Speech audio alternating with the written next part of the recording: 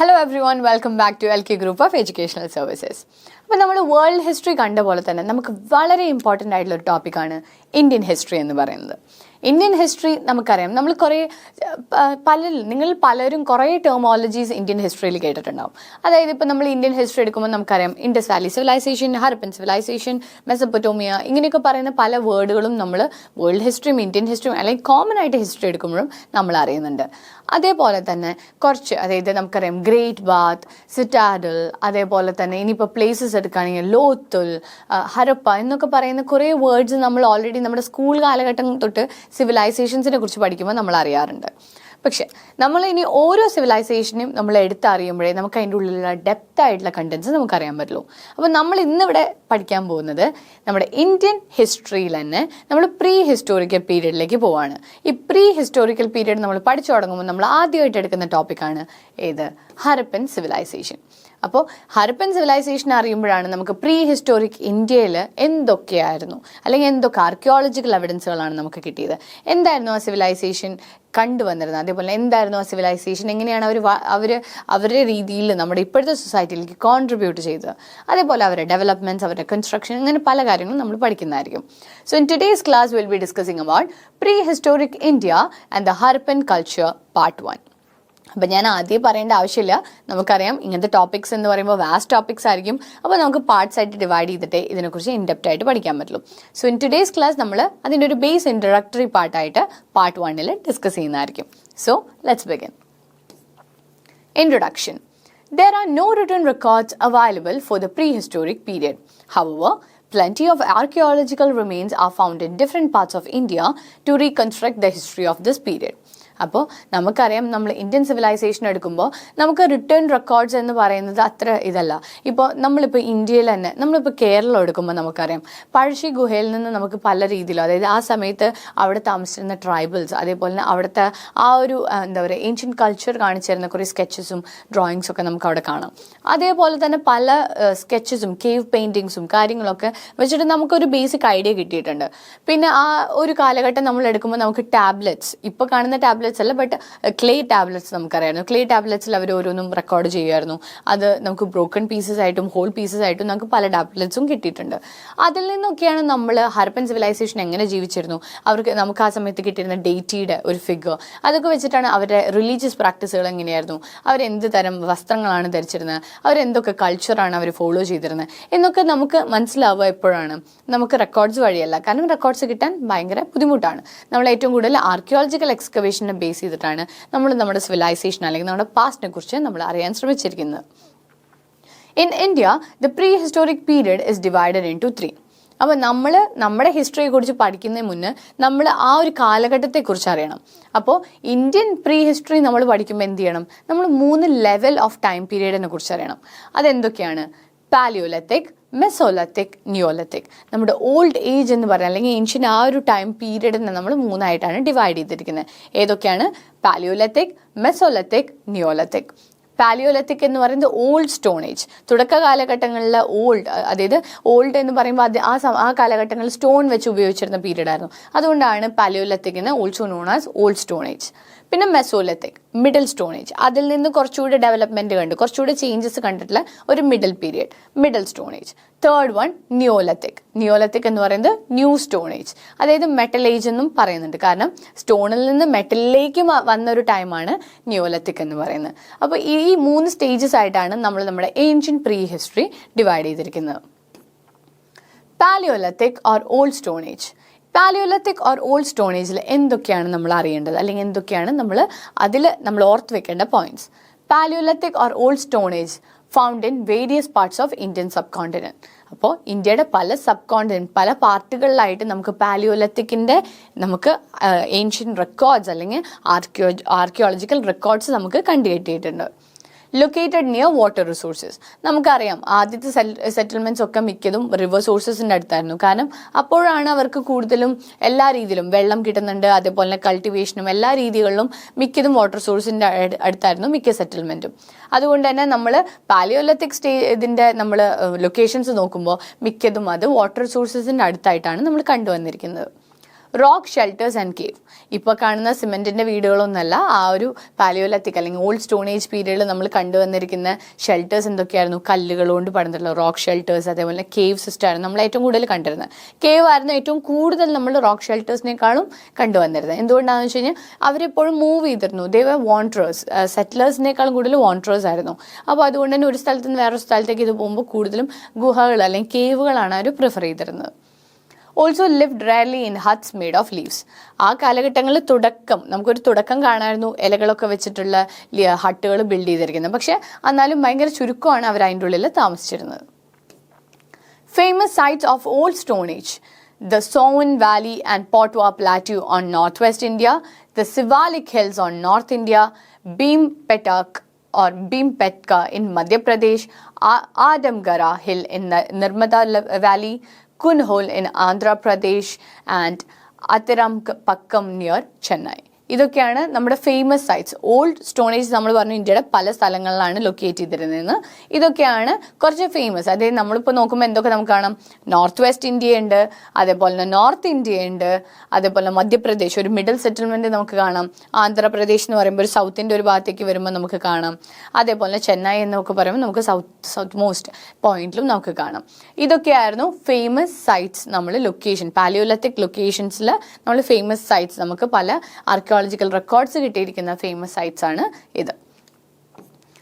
Food was obtained by hunting animals and gathering edible plants and tubers, hunter-gatherers. അപ്പോൾ food എങ്ങനെയാണ് അവർ ആ Palaeolithic പീരീഡിൽ അവർ കഴിച്ചിരുന്നത്? കൂടുതലും എന്താണ്? മൃഗങ്ങളെ ഹണ്ട് ചെയ്തിട്ടും ഫ്രൂട്ട്സ് ഗ്യാദർ ചെയ്തിട്ടും അങ്ങനെയായിരുന്നു അവർ ഏറ്റവും കൂടുതൽ അവരുടെ സോഴ്സ് ഓഫ് ഫുഡ് എന്ന് പറയുന്നത്. അപ്പോൾ അതുകൊണ്ട് തന്നെ അവർ വേറെ പേരിട്ടും വിളിച്ചിരുന്നു. എന്താണ്? ഹണ്ടർ ആൻഡ് ഗ്യാദറേഴ്സിന്. അപ്പോൾ അവർക്കറിയായിരുന്നു പല പഴങ്ങൾ, അതായത് നമ്മൾ ആലോചിക്കണം, പല ഡെവലപ്മെൻറ്റും ഇല്ലാത്തൊരു സമയത്ത് എന്താണ് പോയ്സണസ് ഫുഡ്, എന്താണ് കൺസ്യൂമബിൾ ഫുഡ് എന്നൊക്കെ അവർക്ക് ഡിഫറൻഷിയേറ്റ് ചെയ്യാൻ പറ്റുമായിരുന്നു. അത് പലരും കഴിച്ച് അതിൽ നിന്ന് പ്രൂവ് ചെയ്തിട്ടായിരിക്കും അവരത് മനസ്സിലാക്കിയിരുന്നത്. പക്ഷേ കൂടുതൽ പഴങ്ങളും അതേപോലെ തന്നെ മൃഗങ്ങളുമായിരുന്നു അവരുടെ ഏറ്റവും കൂടുതൽ source of food. Second one, use stone tools, hand-sized and flaked off large pebbles for hunting animals. നമുക്കറിയാം സ്പിയർ ഒക്കെ പോലത്തെ, അതായത് ഇപ്പോൾ കല്ലുകളിൽ നിന്ന് കാർവ് ചെയ്തിട്ടുള്ള അല്ലെങ്കിൽ ഷേപ്പ് ചെയ്തിട്ടുള്ള വെപ്പൻസ് ആയിരുന്നു അവർ ഏറ്റവും കൂടുതൽ യൂസ് ചെയ്തിരുന്നത്. പിന്നെ ഹാൻഡ്, അതായത് കൂടുതലും കൈവച്ച് കുന്തം, അതേപോലെ തന്നെ ഡാഗേഴ്സ് ആണെങ്കിലും സ്റ്റോൺ വെച്ച് എഡ്ജ് ഷാർപ്പൻ ചെയ്തിട്ട് സ്കിൻ കട്ട് ചെയ്യാൻ, ആനിമൽസിൻ്റെ സ്കിൻ കട്ട് ചെയ്യാനൊക്കെ അവർ ഉപയോഗിച്ചിരുന്നത് സ്റ്റോൺ വെച്ചിട്ടുള്ള ടൂൾസ് ആയിരുന്നു. Stone implements are made of hard rock known as ക്വാർട്ട്സൈറ്റ്. ക്വാർട്ട്സൈറ്റ് എന്ന് പറഞ്ഞിട്ടുള്ള ഹാർഡ് സ്റ്റോണിൽ നിന്നാണ് അവരെന്തുണ്ടാക്കിയിരിക്കുന്നത്? പല എന്താ പറയുക വെപ്പൺസ് എടുക്കുകയാണെങ്കിലും അതേപോലെ തന്നെ പല മെത്തേഡ് ഓഫ്, അതായത് ഇപ്പോൾ സ്ട്രക്ചേഴ്സ് ബിൽഡ് ചെയ്യാനാണെങ്കിലും ഇതിനൊക്കെ ഒബ്ജക്ട്സ് കൺസ്ട്രക്ട് ചെയ്യാനാണെങ്കിലും അവർ ഹാർഡ് റോക്സ് ആണ് ഉപയോഗിച്ചിരുന്നത്. ആ ഹാർഡ് റോക്കിനെ എന്താണ് വിളിച്ചിരുന്നത്? ക്വാർട്ട്സൈറ്റ് എന്നാണ് വിളിച്ചിരുന്നത്. A few old Stone Age painting found on rocks at Bhimteka and other places. ഭീംതേക്ക, നമ്മൾ ഓൾറെഡി ഭീംതേക്ക കണ്ടിരുന്നു. ഭീംതേക്ക എന്ന് പറയുന്നത് മധ്യപ്രദേശിലാണ്. ഇങ്ങനെ ഭീംതേക്ക പോലത്തെ പല ലൊക്കേഷനുകളിലും നമുക്ക് റോക്കുകളിൽ എന്ത് കണ്ടിരുന്നു? പെയിൻറ്റിങ്സ് കണ്ടിരുന്നു. ആ സമയത്തുള്ള മീറ്റിങ്സ് അല്ലെങ്കിൽ ആ സമയത്തുള്ള ട്രൈബൽ ഗ്രൂപ്പ്സിൻ്റെയൊക്കെ പെയിൻറ്റിങ് സ്കെച്ചസ് നമ്മൾ കണ്ടിരുന്നു. അത് നമ്മൾ അതിലൊരു ലൊക്കേഷനാണ് നമ്മൾ പറയുന്നത് ഭീംതേക്ക, മധ്യപ്രദേശിലുള്ളത്. ഇനി പറയുന്നതാണ് മെസോലിത്തിക്. പാലിയോലിത്തിക് എന്ന് പറയുന്നത് നമുക്ക് മനസ്സിലാവും ഒരു തുടക്കകാലമാണ്. അവർ ഇൻവെൻറ്റ് ചെയ്ത് അല്ലെങ്കിൽ അവർ മനസ്സിലാക്കി വരുന്നുള്ളൂ. To live like us or live like human, ആ ഒരു മെത്തേഡിലേക്ക് വരുന്ന ഒരു സ്റ്റേജാണ് പാലിയോലിത്തിക്. മെസോലിത്തിക് അല്ലെങ്കിൽ മിഡിൽ സ്റ്റോണേജ് എന്ന് വന്നപ്പോഴേക്കും കുറച്ചുകൂടെ കൂടുതൽ ഡെവലപ്മെൻറ്റ്സ് ആയി. ആ തുടക്കകാലങ്ങളിൽ അവരിപ്പോൾ ആനിമൽസിനെ പച്ചയായിട്ട് തിന്നിരുന്നെങ്കിൽ ഒരു മെസോലിത്തിക് പീരീഡ് വന്നപ്പോഴേക്കും അവർക്ക് മനസ്സിലായി തുടങ്ങി meat can be burned, meat can be eaten, raw ആയിട്ട് തന്നെ കഴിക്കണമെന്നില്ല എന്നുള്ള ഡിഫറൻസിയേഷനും അതേപോലെ സെറ്റിൽമെൻറ്റിൻ്റെ ഒരു തരം എന്താ പറയുക ഇമ്പോർട്ടൻസും അവർ ഈ മെസോലിത്തിക് പീരീഡിൽ മനസ്സിലാക്കി കഴിഞ്ഞു. Mesolithic remains are found in Langhans in Gujarat, Adamgara in Madhya Pradesh and also in some places of Rajasthan, Uttar Pradesh and Bihar. Mesolithic നമ്മൾ ഏറ്റവും കൂടുതൽ ലൊക്കേഷൻസ് കണ്ടിരിക്കുന്നത് എവിടെയൊക്കെയാണ്? ഗുജറാത്ത്, മധ്യപ്രദേശ്, ഉത്തർപ്രദേശ്, ബീഹാർ. ആ ഒരു ഏരിയയിലാണ് നമ്മൾ ഏറ്റവും കൂടുതൽ മെസോലിത്തിക് പീരിയഡ് സെറ്റിൽമെൻറ്റ്സിൻ്റെ ആർക്കിയോളജിക്കൽ എക്സ്കവേഷൻസ് നമ്മൾ കണ്ടുകിട്ടിയിരിക്കുന്നത്. Paintings and engravings found at the rock shelter give an idea about the social life and economic activities of Mesolithic people.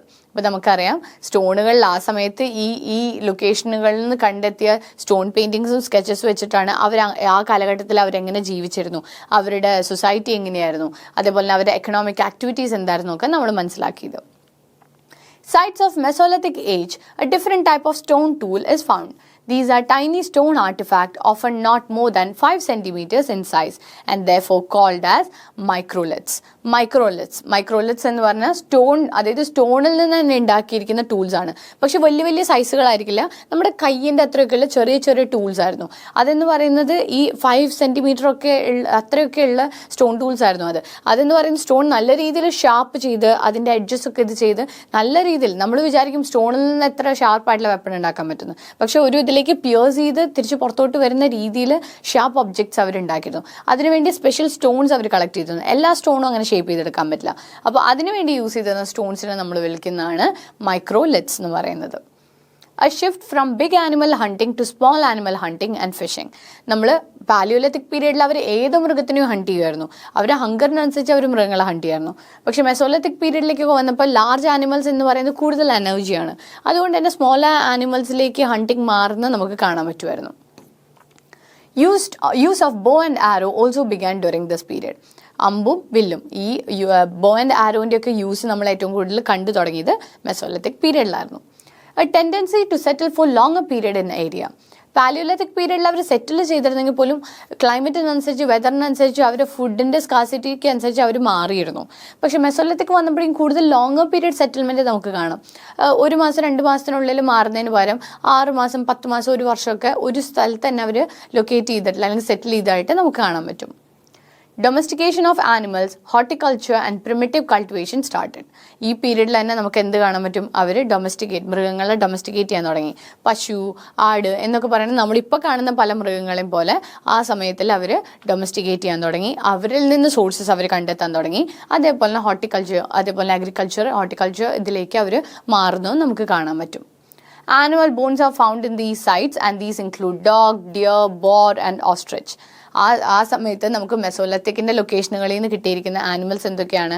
ആനിമൽസിൻ്റെ bones എന്ന് പറയുന്നത് ഡോഗ്, ഡിയർ, ബോർ, ഓസ്ട്രിച്ച് ഇങ്ങനത്തെയൊക്കെ ആനിമൽസിനെ കാണാൻ പറ്റും. അപ്പോൾ ഇവരൊക്കെ ആയിട്ട് അവർക്ക് ഇൻട്രാക്ഷൻസ് കൂടുതലായിരുന്നു. Occasionally, burials of the dead along with some microliths and shell seem to have been practiced. അപ്പോൾ ഇനി ബറിയൽസ് എടുക്കുകയാണെങ്കിൽ നമ്മൾ കാണുന്ന മെസോലിത്തിക് പീരീഡിൽ പല ബറിയൽസിൻ്റെ ഉള്ളിൽ നമുക്ക് ഈ മൈക്രോലിത്സ് വെച്ചിട്ടുള്ള എന്താ പറയുക വെപ്പൺസ്, അതേപോലെ ഷെല്ല്, ചിലപ്പോൾ അവരെ സൂചിപ്പിക്കുന്ന അല്ലെങ്കിൽ അവർ യൂസ് ചെയ്തിട്ടുള്ള ഐറ്റംസ് ആയിരിക്കും. ഇതൊക്കെ ഈ ബറിയൽസിൻ്റെ കൂടെ പിന്നീട് കണ്ടുകിട്ടിയിരുന്നു.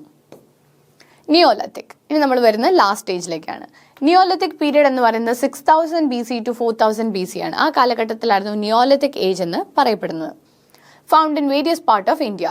These include the Kashmir Valley, Chirand in Bihar, Balan Valley in Uttar Pradesh and in several places of the Deccan. അപ്പോൾ കാശ്മീർ, ബീഹാർ, ഡെക്കൻ പ്ലാറ്റ്യൂ, അതേപോലെ ഉത്തർപ്രദേശ്, ഈ ഏരിയയിലാണ് നമ്മൾ നിയോലിത്തിക്കിൻ്റെ ഏറ്റവും കൂടുതൽ എവിഡൻസ് അല്ലെങ്കിൽ ആർക്കിയോളജിക്കൽ എക്സ്കവേഷൻസ് അല്ലെങ്കിൽ ആർക്കിയോളജിക്കൽ റെക്കോർഡ്സ് കണ്ടുകിട്ടിയിരുന്നത്. The importance of Neolithic sites excavated in South India are Maski, Brahmagiri, Halur and Kodekal in Karnataka. ഇനി നമ്മൾ സദേൺ പാർട്ടിലേക്ക് വരുമ്പോൾ ഈ ഏരിയാസിലായിരുന്നു നമ്മൾ നിയോലിത്തിക് സൈറ്റുകൾ എക്സ്കവേറ്റ് ചെയ്തത്. അതേപോലെ തന്നെ Payyampalli in Tamil Nadu and Utnur in Andhra Pradesh. ഇതൊക്കെയാണ് നമ്മുടെ സൗത്തിലേക്ക് വരുമ്പോഴുള്ള ലൊക്കേഷൻ. ഇത് നോർത്ത്, ഇത് സൗത്തിലേക്ക് വരുമ്പോഴുള്ള ലൊക്കേഷൻസ്.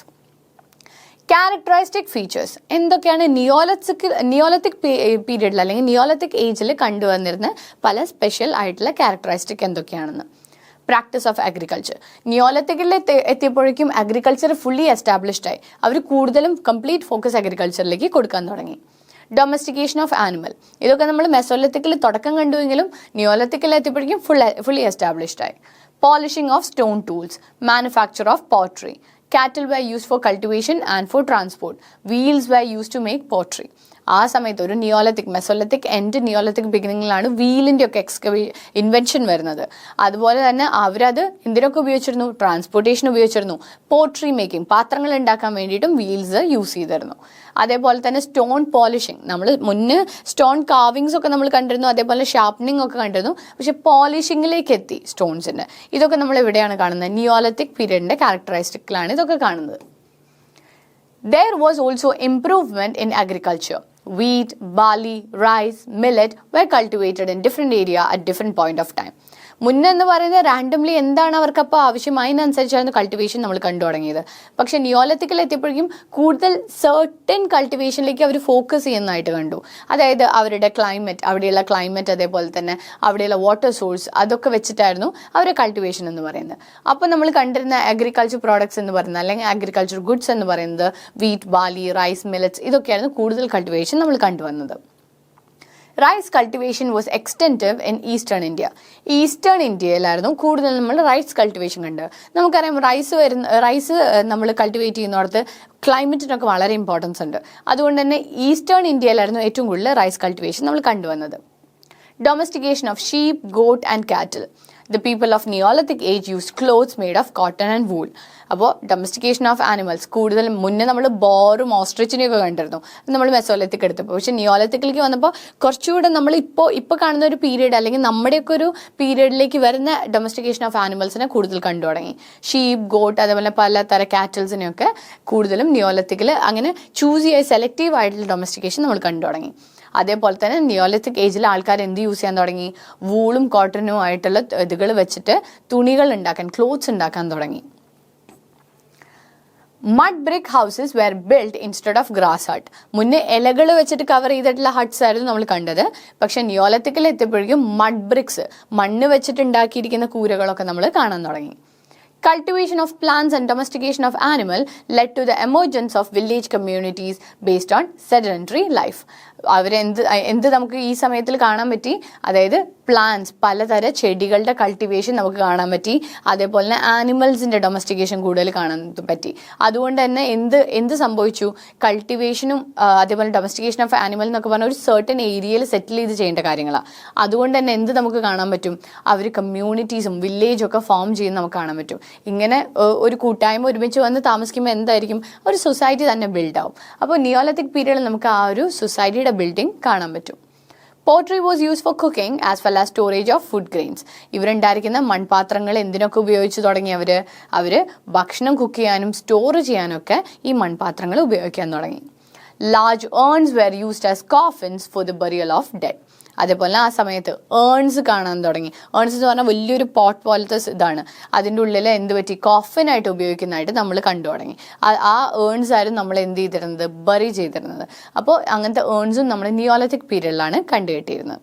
അപ്പോൾ നമ്മൾ ഇന്ത്യൻ പ്രീ ഹിസ്റ്ററിയാണ് കണ്ടത്. അതിൽ നമ്മളൊരു ബേസിക് ഇൻട്രൊഡക്ഷനാണ് നമ്മൾ ഇന്നത്തെ ക്ലാസ്സിൽ കണ്ടത്. നമ്മൾ പഠിച്ചിരുന്ന 3 ഏജുകളെ കുറിച്ചാണ്: പാലിയോലിത്തിക്, മെസോലിത്തിക്, നിയോലിത്തിക്. അപ്പോൾ ഈ 3 ഏജ് നിങ്ങൾക്ക് മനസ്സിലായെന്ന് വിചാരിക്കണം. ഇത് മനസ്സിലാക്കിയാലാണ് നമുക്കിനി ഓരോ സിവിലൈസേഷൻ പഠിക്കുമ്പോൾ ഏത് പീരീഡിലായിരുന്നു ഈ സിവിലൈസേഷൻ, ഈ പീരീഡ് അപ്പോൾ എന്തൊക്കെ അവിടെ ആ പീരീഡിൽ അല്ലെങ്കിൽ ആ സിവിലൈസേഷനിൽ ഉണ്ടായിരുന്നു എന്നൊക്കെ മനസ്സിലാവാൻ പറ്റുക. So I hope you understood the basic introduction of this. അപ്പോൾ till we meet in our next video, all the best and prepare well. Thank U.